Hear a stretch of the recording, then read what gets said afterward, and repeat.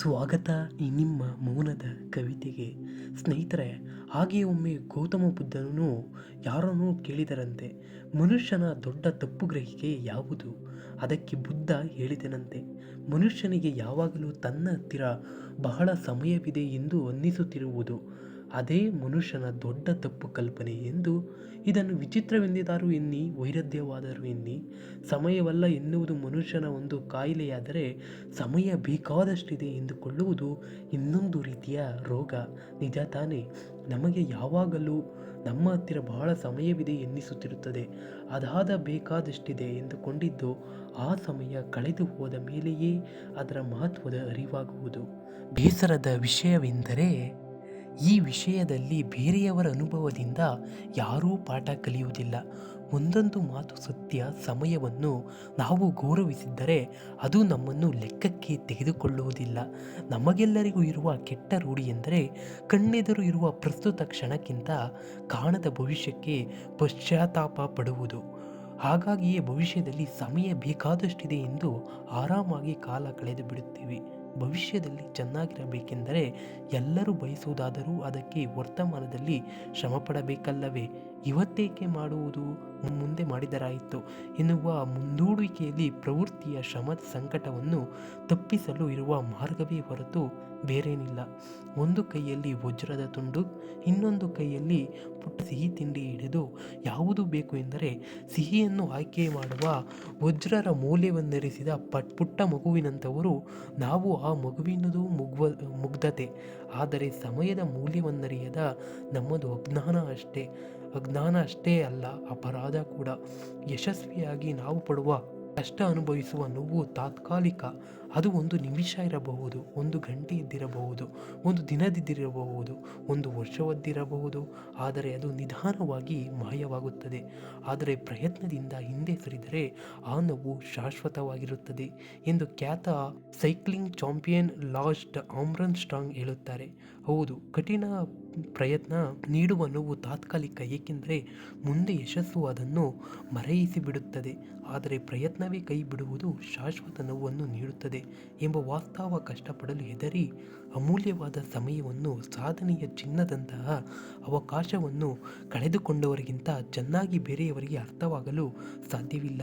ಸಮಯವನ್ನು ಉಳಿಸಿಕೊಳ್ಳುವುದಾಗುವುದಿಲ್ಲ, ಆದರೆ ಅದನ್ನು ಉಪಯೋಗಿಸಿಕೊಳ್ಳಬಹುದು. ಎಲ್ಲರಿಗೂ ಸಿಕ್ಕಿದಂತೆ ನಮಗೂ ಸಮಯ ಉಚಿತವಾಗಿ ಸಿಗುತ್ತದೆ. ಆದರೆ ಸಮಯದ ಬೆಲೆಯನ್ನು ಯಾರೂ ಕಟ್ಟಲಾರರು. ಬೇಂದ್ರೆ ಹಕ್ಕಿ ಹಾರುತ್ತಿದೆ ನೋಡಿದಿರಾ ಎಂದು ಹೇಳಿದ್ದು ಸಮಯದ ಬಗ್ಗೆಯೇ. ಸಮಯ ವೇಗವಾಗಿ ಹಾರುತ್ತದೆ. ಮೊನ್ನೆ ಹೊಸ ವರ್ಷದ ಶುಭಾಶಯ ಹೇಳಿದರಂತೇನು, ಆಗಲೇ ಮತ್ತೊಂದು ಹೊಸ ವರ್ಷ ಎದುರು ಬಂದು ನಿಂತಿರುತ್ತದೆ. 4ನೇ ಕ್ಲಾಸಿನಲ್ಲಿದ್ದ ಮಗ 10ನೇ ಕ್ಲಾಸಿನಲ್ಲಿ ಪರೀಕ್ಷೆ ಬರೆಯುತ್ತಿರುತ್ತಾನೆ. ಎಲ್ಲ ಜವಾಬ್ದಾರಿ ಮುಗಿಸಿ ಉತ್ತರ ಭಾರತ ಯಾತ್ರೆ ಮಾಡಬೇಕೆನ್ನುವ ಹೊತ್ತಿಗೆ ಹೆಜ್ಜೆಯೂರಲು ಬಿಡದ ಮಂಡಿ ನೋವು ಇಳಿಯುವ ವಯಸ್ಸು ನೆನಪಿಸುತ್ತದೆ. ಆದರೆ ನೆನಪಿಟ್ಟುಕೊಳ್ಳಬೇಕಾದ ಸಂಗತಿ ಎಂದರೆ, ಸಮಯ ಹಾರುತ್ತವಾದರೂ ಅದನ್ನು ಚಲಾಯಿಸುವ ಪೈಲಟ್ ನಾವೇ. ಸಮಯವನ್ನು ಹೇಗೆ ನಿಯಂತ್ರಿಸಬಹುದೆಂದು ತನ್ನ ಅನುಕೂಲಕ್ಕೆ ತಕ್ಕಂತೆ ಬಳಸಿಕೊಳ್ಳಬೇಕಲ್ಲ. ಪೈಲಟ್ ಗುರಿ ತಲುಪಿದರೆ ನಿಯಂತ್ರಣ ಕಳೆದುಕೊಂಡು ಅಡ್ಡಾದಿಡ್ಡಿ ಚಲಾಯಿಸಲು ಪೈಲಟ್ ಕತೆ ಅಷ್ಟೇ. ಸಮಯ ಒಂದು ವಿಶಿಷ್ಟ ಸಂಗತಿ. ನಮ್ಮ ಸಂಪತ್ತನ್ನು ತ್ರಿಗುಣಗೊಳಿಸಬಹುದು, ಆದರೆ ಸೆಕೆಂಡಿನ 1000 ಅಂಶವನ್ನು ಖರೀದಿಸಲಾರೆವು. ನಮ್ಮೆಲ್ಲರ ಹತ್ತಿರವೂ ಸಮಯ ಇದೆ. ಇದೀಗ ಈ ಕ್ಷಣ ನಾವದನ್ನು ಹೊಂದಿದ್ದೇವೆ ಕೂಡ. ಸರಿಯಾಗಿ ಉಪಯೋಗಿಸಿಕೊಳ್ಳುವ ಸಮಯದಲ್ಲಿ ಯಶಸ್ಸಿನ ಸಂತಸದ ಸಂಪತ್ತಿನ ರಹಸ್ಯ ಅಡಗಿದೆ. ನಿರ್ಲಕ್ಷಿಸಿದರೆ ನಾವು ಕಟ್ಟಿಟ್ಟ ಬುತ್ತಿ. ದಿನವೂ ಬೆಳಗ್ಗೆ ಎದ್ದಾಗ ಸಿಗುವ ಆ ಆಸ್ತಿಯನ್ನು ಹೇಗೆ ಉಪಯೋಗಿಸಿಕೊಳ್ಳುತ್ತೇವೆಯೋ ಎಂಬುದರ ಮೇಲೆ ಬದುಕಿನ ಏರಿಳಿತಗಳು ನಿರ್ಧಾರವಾಗುತ್ತವೆ. ಹನಿ ಹನಿಯಾಗಿ ಗೊತ್ತೇ ಆಗದಂತೆ ಸೋರಿ ಹೋಗುತ್ತಲೇ ಇರುವ ವಾಪಸು ಪಡೆಯಲಾಗದ ಅಮೂಲ್ಯ ನಿಧಿಯದು. ಹಾಗಾದರೆ ಕೆಲಸ ಪ್ರಾರಂಭಿಸಲು ಸರಿಯಾದ ಸಮಯ ಯಾವುದು? ರಿಟೈರ್ ಆದ ಮೇಲಲ್ಲ, 5 ವರ್ಷದ ನಂತರವಲ್ಲ, ಅಪ್ಪ ಕಂಪ್ಯೂಟರ್ ಕೊಡಿಸಿದ ಮೇಲಲ್ಲ, ನಾಳೆಯಂತೂ ಅಲ್ಲವೇ ಅಲ್ಲ. ಇದೀಗ ನಮ್ಮ ತಕ್ಕೆಯಲ್ಲಿ ಏನು ಅರಿಯದು ಹಸುಗೂಸಂತೆ ಮಲಗಿರುವ ಈ ಗಳಿಗೆಯೇ ಎಲ್ಲದಕ್ಕಿಂತ ಪ್ರಶಸ್ತವಾದ ಕಾಲ. ಈ ಸಮಯವನ್ನು ಕಠಿಣ ಪರಿಶ್ರಮದಿಂದ, ಸಮರ್ಪಣಾ ಮನೋಭಾವದಿಂದ ದುಡಿಸಿಕೊಂಡರೆ ಜಗತ್ತೇ ಅಂತಹ ಸಾಧಕನ ಸುತ್ತಾಗುವುದು ಅಲ್ಲಿ ಯಾವ ಸಂದೇಹವೂ ಇಲ್ವ. ಇರುವ 24 ಗಂಟೆಯಲ್ಲಿ 12 ಗಂಟೆ ಈಜಿನ ಅಭ್ಯಾಸ ಮಾಡಿ.